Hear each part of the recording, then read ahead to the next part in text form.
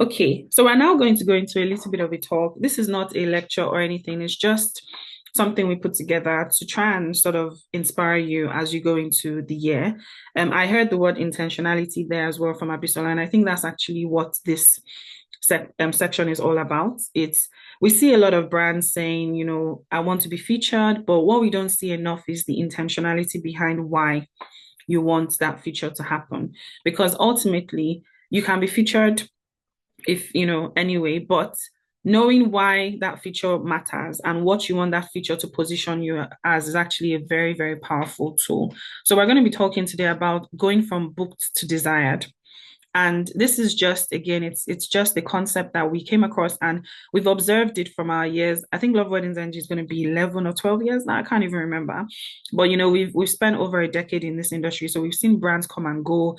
We've seen brands evolve. We've seen people move from categories to another category. And this is something that we've noticed that cuts across different regions, different locations, regardless of the category, whether you're a photographer, caterer, this is something that we think holds true. So when we say booked to desired, we think that a lot of vendors think that the goal is just to be hired, to get a booking, to get money into the account and all of that. But actually, what we find is that the real goal is to become the desired vendor. And the reason why that is important, we talk a lot about weddings here, but actually, I think all the vendors here today will also work on events as well. But the search for your photographer, the search for your makeup artist, the search for your designer, the search for your planner starts way before. And I think a lot of us can actually relate to this. If I ask everybody here, whether you're married or not, I think you probably have at the back of your mind a name for a very specific category that you want to work with. And your reasons for wanting to work with them might vary. But the real thing that we found from a lot of our research is that that search, begins way before you even meet your partner. Sometimes it starts way before you even get engaged. So actually, there's almost a challenge. If you're already trying to sell to people who are engaged, you're probably late to the party because people have already decided who they want their photographer to be. So the moment they're engaged, they're just making calls. And then there will always be a category of people that is just based on availability, right? But what you want to do is really try to move as close to that desired bucket because that's where you really, really control things. That's where you almost can dictate your price, you can dictate your own terms and conditions. You do less of selling your brand because people already know what you're giving. So that's what this session is going to be really all about. Just keep at the back of your mind, we're talking about going from booked to desired. So over the next 10 or 15 minutes, I'm going to talk about the concept of how you do that and some tips that can help you. We think that there are three categories of vendors, and please disagree. I actually want to have an open conversation about this because maybe we are wrong, but we think that there are three categories, and I'm going to introduce you to them as we go through this. Category one is the service-led vendor. So the service-led vendor is the vendor that probably thinks, I do great work, so clients will come. I'm a great caterer. I'm a great photographer. I'm a great planner. So jobs are going to come my way. And there's nothing wrong with that. I think that every brand needs to, at a point, start here because if the foundation is faulty, what can the righteous do, right? So if you cannot deliver on time, if you don't know the technicalities of your role, if you're a caterer, you don't know how to cook jollof rice, like what are we even doing? If you're a photographer, you don't know how to alter the camera, the settings, what are we doing? So there's nothing wrong with being in this level, but the mindset here is I do great work, so my clients will come. Now, the traits here is you focus a lot on technical skills and professionalism. So there's a lot of investment in maybe going for upgrading courses, which everybody should do, by the way. So this is not saying that we shouldn't do that at all, but the focus is heavily on that, acquiring the latest skills, making sure that you're professional, so your processes and everything is in place. There's a lot of emphasis on reliability, being friendly, delivering what was promised, So this is a very steady, good place. Like everybody needs to have this as a foundation. The only thing that, really, really comes up here is that you're competing based on availability, price, or responsiveness. So if you're in this bracket, the kind of thing you would get is somebody just goes, oh, I'm getting married on the 4th of May, 1994. Who is available? So there's no emotional connection with that brand yet. It's just I need this person. I need a photographer who is available. I need a caterer who is available. And then this is where you start to have all those price wars where somebody goes, oh, 50,000, 40K, 30K, and you start to go. A lot of that happens in this thing because there's no real emotional attachment to that. There's also a thing about responsiveness. You delay in your response, you can lose a booking really, really quickly. So I think just keep this at the back of your mind. If you fall into this category one, which, like I said again, just to reemphasize, it's not a bad category, but it's where a lot of brands will start from. And the idea is that you retain all of this and you keep growing up and up and up. Couples will likely find you from directories like ours, because you're just going there to search to see, what options do I have. Someone might just be scrolling on social media, they might find you. And like I said, the emphasis on is who is available on my date. So keep this at the back of your mind. When couples are trying to choose, they're doing a lot of comparison. So they're saying, oh, this person versus this person. They'll shortlist the person usually with 3 or 5 other options. And again, you can see that the power play there is very much on the couple side. And again, they're often interchangeable. So if this person is not available, they'll say, I can go for this other person. And the problem statement here, if you're in this box, is that great service is expected, but it's not always remembered. So you go above and beyond, you do all the great things, but they don't always necessarily remember because it was just, there was no emotional attachment. And again, that's not saying it's a bad thing, but it's just, they're just like, oh, okay, I got what I paid for, and that's it, right? So you can see that this is a good place to be, but what we want to do is just making sure that we don't get stuck here, because the longer you're here, the more the power is on the couple side. Yeah, so we want to even out that balance play on the service-led vendors. So that's the first category of vendors that we found from our research. The next group, and please, like I said, contribute. If you have questions, thoughts, please feel free to interrupt at any point. The second category is what we call the identified vendor. So these vendors, it always sounds like I am a plus size bride, sorry. So I need somebody who caters to this category. I want fresh makeup, so I need somebody. So here it's a little bit more targeted. So what this vendor is positioning themselves as is, I am known for this specific thing.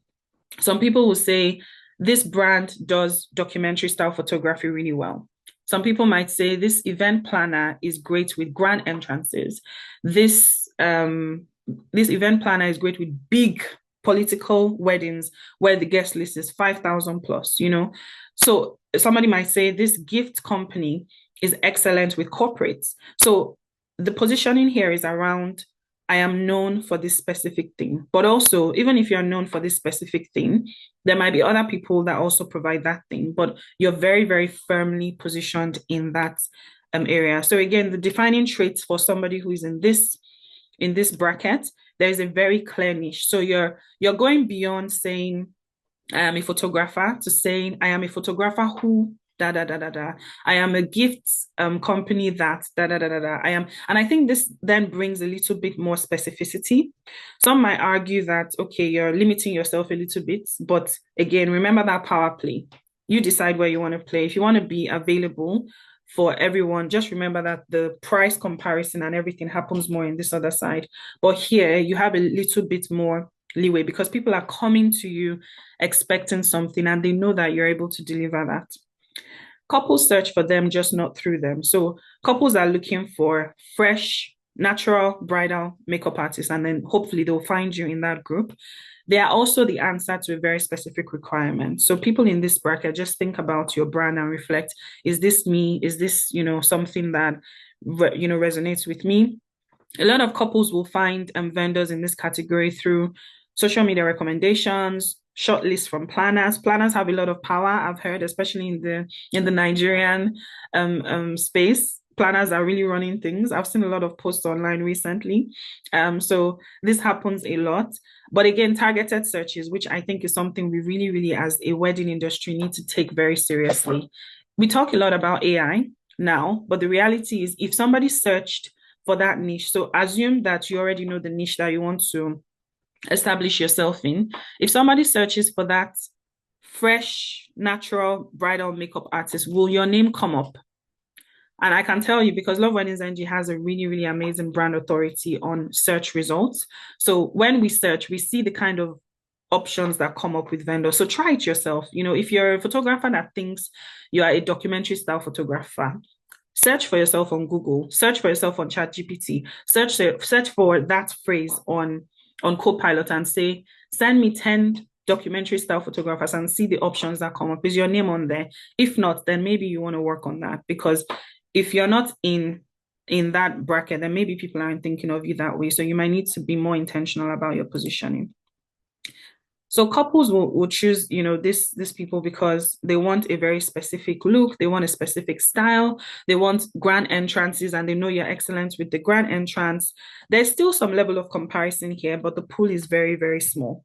So rather than the first group, the service-led group, where I'm choosing from a group of hundreds or 1,000, here I might be choosing from 5 people as an example. So again, there's a little bit more leverage there.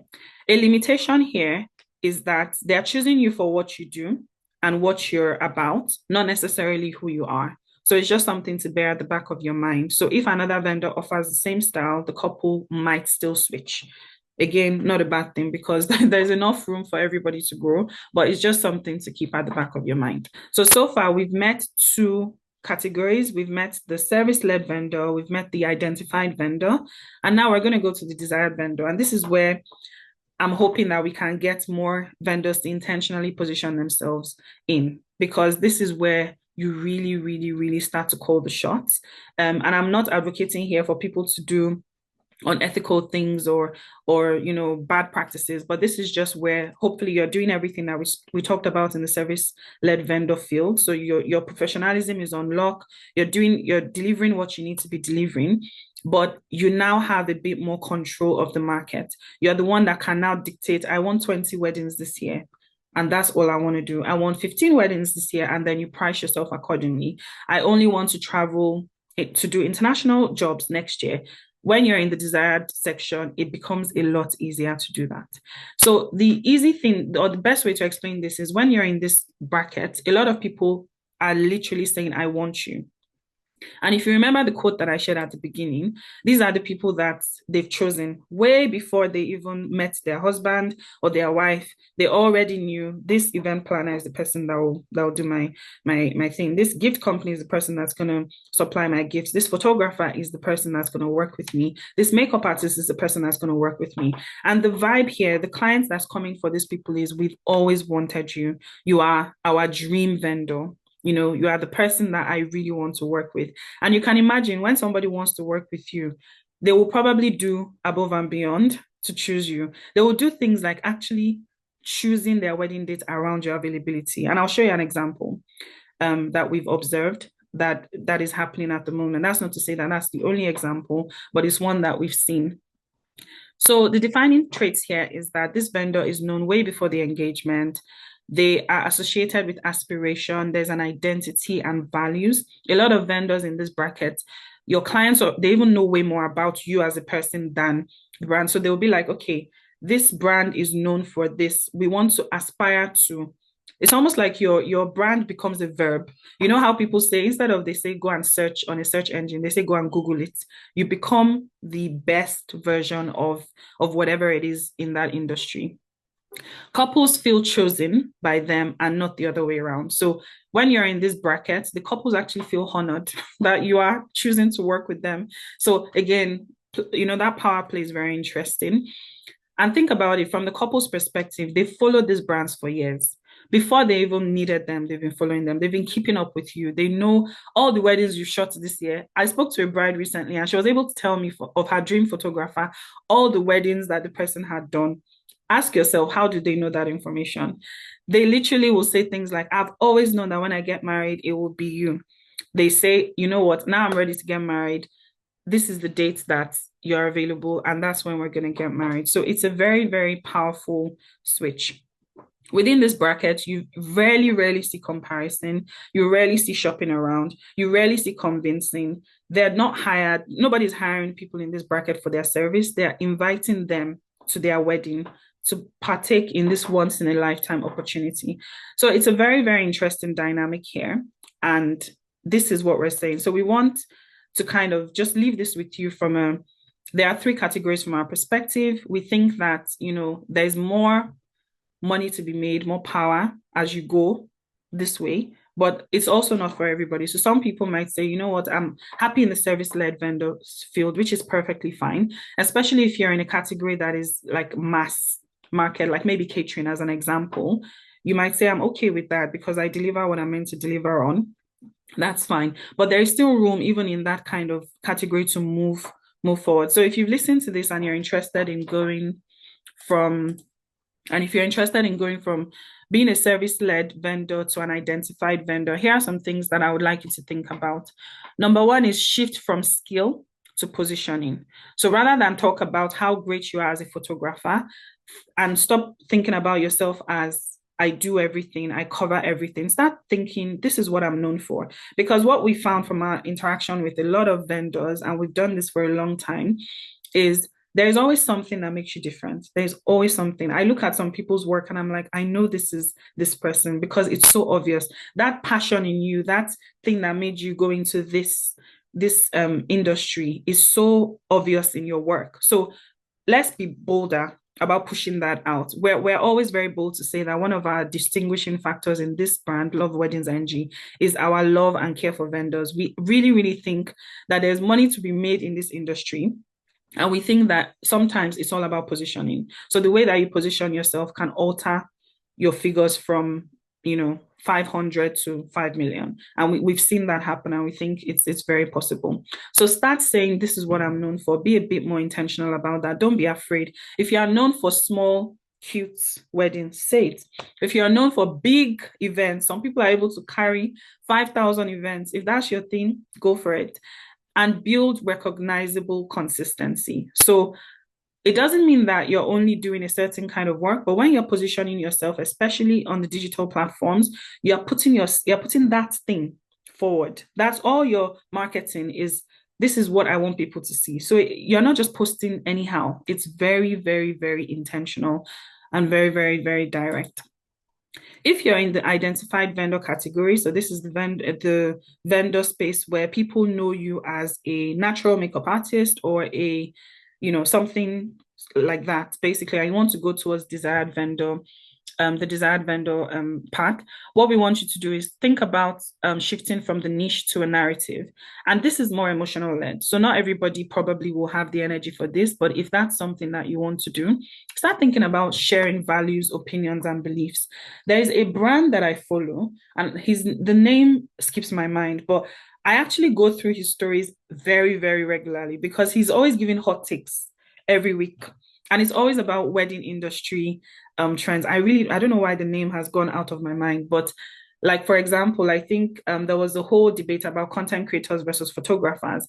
And this person did a whole analysis. And then through that, they were able to share why photographers are still and videographers are still relevant. Why, these people they're not afraid to share their beliefs. And he does it regularly every week. And at the end of all of those things, he will then say, he'll end up with saying, if all of these things have resonated with you, book me. That's the kind of energy that people in these things, they're not afraid. They're not afraid to share that they love Wheezy and they love Asha, or they love that. They're just open. They're like, just you come into my world, I will show you who I am. So start thinking about your brand as a human. If Sniper Addict was a person, what would you be vibing with? What would be your fashion sense, like, and just boldly share it, because that's what people really fall in love with in this category. You also show why you do what you do. So your content creation, your marketing goes beyond I'm shooting, I'm catering, I'm planning an event, to why. Why is it so important? Why did you go into this industry in the first place? Maybe your passion for event planning came because you saw how tacky events were, and you said, no bride should be able to cry should be in a position where they're crying on their wedding day. Show that to everybody. Let people see it. You build emotional resonance, so people are thinking of you and they're thinking, oh, that I really know that brand that always does this, that brand that does this. It's not just aesthetics, even though those things really really matter, but you're really really focusing on telling the story and the why.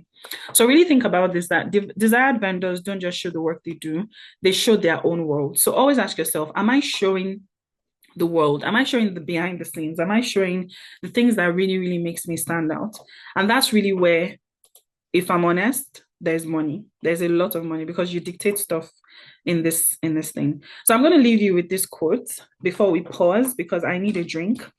The goal is not to be the best option on the list. And that's okay for now if that's where you are. And when I say the goal, please I don't want anybody to walk away from here thinking I need to do this tomorrow. It's a goal for a reason. It can be a stretch goal. This can be your 1 year, 2 year, 6 months, 5 year, 10 year plan. It's really up to you how long you think you have. But let's think about that goal, the end goal. The end goal isn't necessarily to just be the best option on a list, but the goal is to be the name that they already know. So that I don't need to come and be explaining to you why I'm in this industry. You already know when I say my name, you're like, oh, okay, yeah. And you need to really, really try and think about that. People are doing this before the ring, they are doing this before the venue, and they are doing it way before the date. So that is my talk. And I'm just going to share one example. Like I said, this is not the only example that is out there, but I'm going to share an example that, again, we've observed just by keeping up with what is going on online that is in this bracket. This is not the only example. I'll caveat this 1 million times. There are so many others, but it's just one of many. So example here is Bej. I actually remember when this brand started, because we were in the industry at the time. Bej was not where he is now. I can tell you that for sure. I remember when this brand started, and I've just been watching and observing, and we've been looking at this brand grow, and it's been like it's just amazing to see. Amazing to see. And I think that this is a brand that really embodies that, I'm going to share my values, I'm going to share my opinions, I'm going to share all of those things a lot well. And we don't have a personal relationship. Just to put this out there, we don't actually have a personal relationship with Bej, but again, it's just something we've noticed. And I think what you see in this desired category is people stay with you as well. And I'm sure a lot of us on this call are probably already in that bracket. You already have couples who got you to shoot their wedding and they bring you back to do their maternity shoot and you're back to do their first year old's birthday and on and on and on, because again, you're now part of their family. They don't want to let you go. They know that when I work with this person, you always bring fire. You're my family member. And look at the kind of conversations that are happening here. People are saying, I want to send you dollars, please. Who doesn't want this? I beg, in this Naira economy, please, the client wants to pay you in dollars. Please, amen. Amen to this. This is in this kind of era, this is when you start doing things like bookings are closed for a tournament, because again, you are the one that is choosing. Yes, you get 1,000 inquiries, but you say, you know what, this year, I just want to do 10 weddings. I'm stressed. I need 10 weddings. These are some of the traits that you see. Look at somebody here, and there are so many examples of this on Twitter, by the way. So please go and check. He's very active on Twitter, always sharing his love for Wheezy and Wheezy FC and everything. People are saying, "Oh, I'm going to book you in 3 to 5 years." Again, this proves the point that I was making about people are choosing their vendors way in advance. So please always remember that. And this is a reflection from him talking about how he used to pray for bookings at some point and now clients are shifting their wedding dates. This is not a lie. I know people personally who have done this with this brand. So this is not like him just saying it, because I know that it has happened. And I think this picture really, really, talks about when I say that the couples feel honored that you're part of their day. I think this really shows this as an example. This is a photographer at a wedding. And actually, you are so free that everybody's just vibing and you're now in this position, So you're having fun. You're not just doing what you love, but you're actually loving what you're doing at the same time. So again, not the only example. There are loads of examples that we could have shared today, but we just thought, this is someone we've literally seen, go through all of those phases. And we think it's a great example of how you can transition if that's something that you want to do.